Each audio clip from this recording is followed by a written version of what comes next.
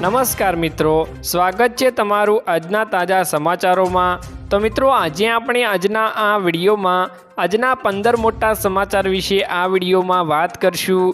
તો જે પણ મિત્રો આપણી આ ચેનલની અંદર નવા આવ્યા છે તે મિત્રોને ખાસ વિનંતી કરીશ કે ચેનલને સબસ્ક્રાઈબ કરી લેજો। આજના પહેલા સમાચારની વાત કરીએ તો પશુપાલકો માટે આવ્યા સારા સમાચાર।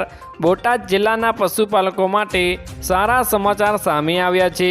બોટાદ જિલ્લા સહકારી દૂધ ઉત્પાદક સંઘની મધુસૂદન ડેરી દ્વારા દૂધના ભાવમાં પ્રતિ કિલો લીટર ફેટમાં 10 રૂપિયાનો વધારો કરવામાં આવ્યો છે। ડેરીના ચેરમેન ભોળાભાઈ રબારી અને અન્ય સભ્યો દ્વારા આ નિર્ણય લેવામાં આવ્યો છે। પહેલાં તો મિત્રો 772 રૂપિયાનો ભાવ હતો, જે હવે 782 રૂપિયાનો ભાવ પશુપાલકોને મળશે, જે આવતીકાલથી અમલમાં આવી જશે। દૂધના વધારે ભાવ મળવાથી પશુપાલકોમાં આનંદનો ભાવ જોવા મળી રહ્યો છે। ત્યારબાદના મહત્ત્વના સમાચારની વાત કરીએ તો ખેડૂતોનું દેવું માફ થશે, 1 લાખ રૂપિયા ખાતામાં જમા થશે। આજનો ખેડૂત દેવામાં ડૂબેલો છે। ટૂંક જ સમયમાં વિધાનસભાની ચૂંટણીઓ આવી રહી છે, ત્યારે ખેડૂતોને દેવાના ભારમાંથી મુક્તિ આપવામાં આવે અથવા તો ખેડૂતોને દેવામાં થોડીક રાહત આપવામાં આવે। જેમ કે મિત્રો, દરેક ખેડૂતના માથે મિનિમમ 2 લાખ રૂપિયાનું દેવું છે, તો ખેડૂતોને 1 લાખ રૂપિયા સુધીના દેવા માફ કરી રાહત આપવામાં આવે તેવી ખેડૂતો આજે માંગ કરી રહ્યા છે। અને ખેડૂતોનું એવું પણ કહેવું છે કે જે પાર્ટી ખેડૂતોના દેવા માફ કરશે અને ખેડૂતોને દેવાના ભારમાંથી રાહત આપવામાં આવશે, ખેડૂતોના હિતમાં નિર્ણય લેશે, તેને ખેડૂતો વોટ આપીને પૂરેપૂરી જીતાડવાની કોશિશ કરશે તેવું ખેડૂત ભાઈઓ દ્વારા જણાવવામાં આવી રહ્યું છે। ત્યારબાદના મહત્ત્વના સમાચારની વાત કરીએ તો ટૂંક જ સમયમાં જાહેર થશે ધોરણ 10 અને 12નો રિઝલ્ટ। લોકસભા ચૂંટણીના કારણે ધોરણ 10 અને 12ની બોર્ડની પરીક્ષાનું પરિણામ એપ્રિલના અંત સુધીમાં જાહેર થઈ શકે છે। મળતી માહિતી મુજબ હાલ ધોરણ 10 અને 12ની બોર્ડની પરીક્ષાના પેપરની ચકાસણીનું કામ પૂર્ણ થઈ ગયું છે। પેપર ચકાસણીનું કામ પૂર્ણ થતાં જ પરિણામ તૈયાર કરવાની પ્રક્રિયાનો પ્રારંભ કરવામાં આવ્યો છે। તબક્કાવાર ધોરણ 10 અને 12નું પરિણામ જાહેર કરવામાં આવશે। પરિણામ બાદ શિક્ષકો મિત્રો લાગશે ચૂંટણીના કામે। ત્યારબાદના મહત્ત્વના સમાચારની વાત કરીએ તો ભાજપને લાગ્યો મોટો ઝટકો। પરસોત્તમ રૂપાલા સામે ક્ષત્રિય સમાજનું આંદોલન હજી પણ યથાવત છે। તે દરમિયાન કપડવંજમાં મિત્રો ભાજપમાં 100 કાર્યકરો કોંગ્રેસમાં જોડાયા છે। રૂપાલાએ ક્ષત્રિય સમાજનું અપમાન કરતાં આ કાર્યકરોએ ભાજપ છોડ્યું છે। છીપડી ગામના ભાજપના કાર્યકરો કોંગ્રેસમાં જોડાયા હતા। તેમને કોંગ્રેસ પ્રદેશ પ્રમુખ શક્તિસિંહ ગોહિલે ખેસ પહેરાવીને આવકાર્યા હતા। જણાવી દઈએ કે ક્ષત્રિયોના વિરોધ વચ્ચે રૂપાલા મિત્રો 16 એપ્રિલે ઉમેદવારી ફોર્મ ભરવાના છે। ત્યારબાદના મહત્ત્વના સમાચારની વાત કરીએ તો આજના સૌથી મોટા ખેડૂત સમાચાર સામે આવ્યા છે। આજથી રાજ્યના કેટલાક વિસ્તારોમાં માવઠાની આગાહી છે।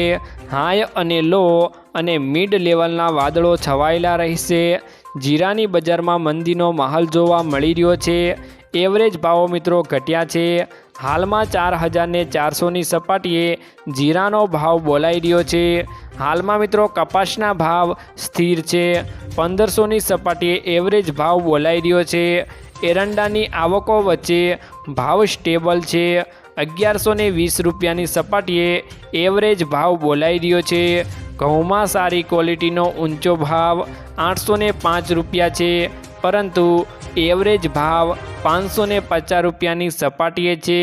લાલ ડુંગળી ઘટતી બજાર જોવા મળી રહી છે, જ્યારે સફેદ ડુંગળીમાં સ્થિર ભાવ છે।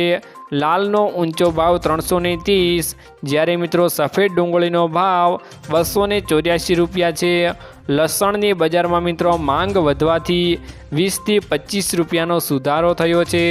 કાળા તલની આવકો ઘટતાં બજારમાં મિત્રો વધુ મળે તે માટે 25થી 30 રૂપિયાનો ઘટાડો નોંધાયો છે। ત્યારબાદના મહત્ત્વના સમાચારની વાત કરીએ તો લઘુત્તમ ટેકાના ભાવે ખરીદી શરૂ થઈ ગઈ છે। કેન્દ્રએ મંગળવારે કહ્યું હતું કે તેણે ખેડૂતોના પાસેથી લઘુત્તમ ટેકાના ભાવે ચણાની ખરીદી શરૂ કરી દીધી છે, જેનો બફર સ્ટોક થશે। ભાવ વધારો આવશે ત્યારે બફર સ્ટોકમાંથી માર્કેટમાં મૂકીને ભાવ અંકુશમાં મેળવવાનો હેતુ છે તેમનો। જે રાજ્યો તેમની કલ્યાણકારી યોજનાઓ અંતર્ગત ચણાનું વિતરણ કરવા માંગતી હોય તેને પણ આ બફર સ્ટોકના ઉપયોગથી થાય છે। 2024 અને 25 રવિ માર્કેટિંગ સિઝન માટે ચણાના લઘુત્તમ ટેકાના ભાવ ક્વિન્ટલ દીઠ 5440 નક્કી થયા છે મિત્રો। ત્યારબાદના મહત્ત્વના સમાચારની વાત કરીએ તો અમુક વિસ્તારોમાં ભારે વરસાદની આગાહી કરવામાં આવી ગઈ છે। ગુજરાતમાં આકરી ગરમી પડી રહી છે ત્યારે ભર ઉનાળે ફરી કમોસમી વરસાદની આગાહી કરવામાં આવી ગઈ છે। હવામાન વિભાગની આગાહી મુજબ 12 થી 13 એપ્રિલ દરમિયાન દક્ષિણ ગુજરાતમાં વરસાદની શક્યતાઓ છે। તે દરમિયાન સુરત, નવસારી અને વલસાડમાં હળવો વરસાદ પણ પડી શકે છે। જ્યારે IMDએ કરેલી આગાહી અનુસાર આવનારા 5 દિવસમાં હવામાનમાં મિત્રો પલટો આવી શકે છે તેમજ ગુજરાત અને સૌરાષ્ટ્ર કચ્છના દરિયાકાંઠાના વિસ્તારોમાં ગરમ ભેજવાળી હવાના કારણે હવામાં પણ મિત્રો બદલાવ આવી શકે છે। ત્યારબાદના મહત્ત્વના સમાચારની વાત કરીએ તો PM નરેન્દ્ર મોદી આવશે ગુજરાતના પ્રવાસે। પ્રધાનમંત્રી નરેન્દ્ર મોદી ચૂંટણીના પ્રચાર અર્થે ગુજરાતમાં આવશે। 19 તારીખ બાદ તેઓ ગુજરાતમાં પ્રચંડ ચૂંટણીનો પ્રચાર કરશે। ગુજરાતમાં ચારેય ઝોનમાં 6 થી વધુ જાહેર સભાઓને તેઓ સંબોધન કરશે। એક જ દિવસમાં 2 સભા અને રોડ શો બાબતે વિચાર પણ ચાલી રહ્યો છે। ગ્રામ્ય વિસ્તારોમાં સભાઓ અને શહેરી વિસ્તારમાં રોડ શોનું આયોજન પણ કરી શકે છે। જો કે તેમના પ્રવાસ અંગે સત્તાવાર જાહેરાત પણ કરવામાં આવી નથી મિત્રો અને સોશિયલ મીડિયામાં આની માહિતી મળી રહી છે। ત્યારબાદના મહત્ત્વના સમાચારની વાત કરીએ તો લેપટોપ ખરીદવા મળશે 25,000 રૂપિયાની સહાય। લેપટોપ સહાય યોજના અંતર્ગત 25,000 અથવા તો તમે જે કિંમતનું લેપટોપ લીધું હોય તે કિંમતમાં 50% અથવા તો બંનેમાંથી જે ઓછું હોય તે સહાય મળવાપાત્ર થશે। જ્યારે આ સહાય મેળવવા માટે તમે ધોરણ 12 પાસ હોવા જોઈએ અને ધોરણ 12માં 70+ રેન્ક હોવા જોઈએ તો તમને લેપટોપ સહાય યોજનાનો લાભ મળશે। આ યોજના માટે મિત્રો ફોર્મ આવનાર થોડાક સમયમાં એટલે કે ધોરણ 10 અને 12ની બોર્ડની પરીક્ષાના પરિણામ બાદના દિવસો પછી ફોર્મ ભરવાના શરૂ થશે। તો મિત્રો માહિતી સૂત્રો દ્વારા જાણવા મળી રહી છે। ત્યારબાદના મહત્ત્વના સમાચારની વાત કરીએ તો ખેડૂતોને ટાંકો બનાવવા માટે મળશે 75,000 રૂપિયાની સહાય। ખેડૂતોને પાણીનો સંગ્રહ કરવા માટે મોટો ટાંકો બનાવવા માટે સરકાર તરફથી આપવામાં આવશે મિત્રો 50,000 થી 75,000 સુધીની આર્થિક સહાય। સામાન્ય જાતિના ખેડૂતોને કુલ ખર્ચના 50% અથવા તો 50,000ની સહાય અને જનજાતિના ખેડૂતોને કુલ ખર્ચના 75% અથવા તો 75,000 રૂપિયાની સહાય રૂપે મિત્રો આપવામાં આવશે। જ્યારે આ યોજના માટેના ફોર્મ ખેતીવાડીની વેબસાઇટ આઈ ખેડૂત પોર્ટલ ઉપર ભરવાના શરૂ થઈ ગયા છે। તો જે ખેડૂત ભાઈઓ આ યોજનાનો લાભ લેવા માંગતા હોય તે ખેડૂત ભાઈઓને નમ્ર વિનંતી છે કે જઈને ફોર્મની માહિતી જાણી લેજો અને ફોર્મ ભરી લેજો। ત્યારબાદના મહત્ત્વના સમાચારની વાત કરીએ તો કમોસમી વરસાદથી ભારે નુકસાન થયું છે। રાજ્યમાં ફરી એકવાર કમોસમી વરસાદ વરસી રહ્યો છે જેના કારણે ખેડૂતોને ફરી રડવાનો વારો આવ્યો છે। આ કમોસમી વરસાદના પગલે દાહોદ જિલ્લાની APMCના ખાતે દોડધામ મચી જવા પામ્યો હતો જેમાં ખેડૂતોને ભારે નુકસાનીની ઘટના સામે આવી છે। આ દરમિયાન મિત્રો લીંબડી APMCમાં વેપારીઓનું અનાજ પણ પલળ્યું હતું। મીરાખેડીમાં બરફના કરા સાથે ધોધમાર વરસાદ વરસ્યો હતો જેમાં મિત્રો કમોસમી વરસાદના પગલે ખેડૂતોમાં ચિંતાનો માહોલ પણ જોવા મળી રહ્યો હતો।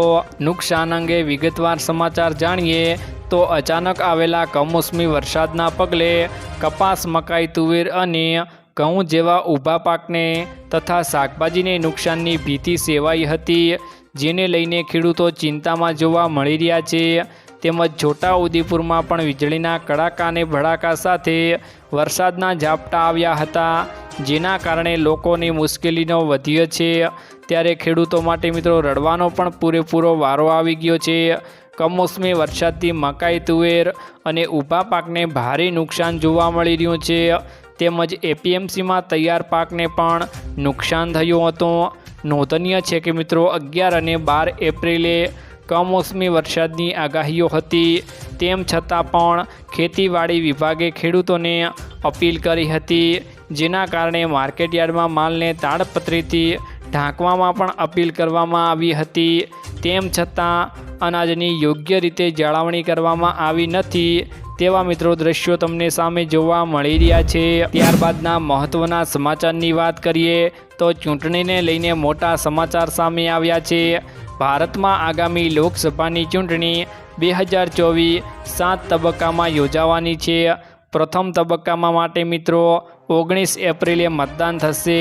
તેવામાં લોકસભાની ચૂંટણીના ત્રીજા તબક્કા માટે ઉમેદવારી 12 એપ્રિલથી શરૂ થશે।